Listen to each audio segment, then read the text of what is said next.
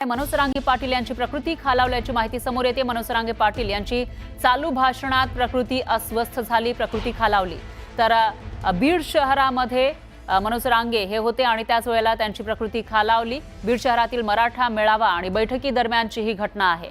मनोज रांगे पाटील यांची अचानक प्रकृती बिघडली। बीडमधील मराठा मेळाव्यानंतर ॲम्ब्युलन्समध्ये हॉस्पिटलमध्ये त्यांना घेऊन गेले आणि त्यांना हॉस्पिटलाइज केल्याची माहिती समोर येते।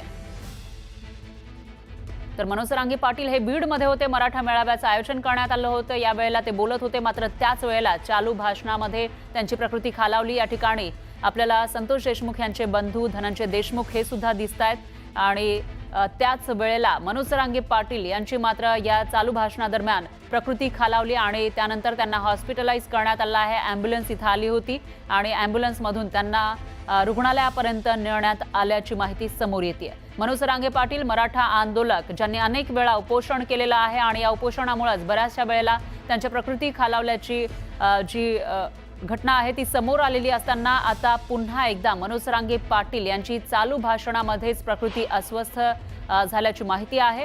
काही वेळ भाषण त्यांनी थांबवल्याचंही कळतंय आणि त्यानंतर लागलीच हॉस्पिटलमध्ये त्यांना घेऊन जाण्यात आलं आहे। ॲम्ब्युलन्स तिथं आलेली होती आणि त्यानंतर मनोज रांगे पाटील यांना त्या ॲम्ब्युलन्समध्ये बसवून हॉस्पिटलपर्यंत नेण्यात आलंय। बीड शहरामध्ये मराठा मेळावा आयोजित करण्यात आला होता आणि त्याच वेळेला भाषण करताना अचानक मनोज रांगे पाटील यांची प्रकृती खालावली।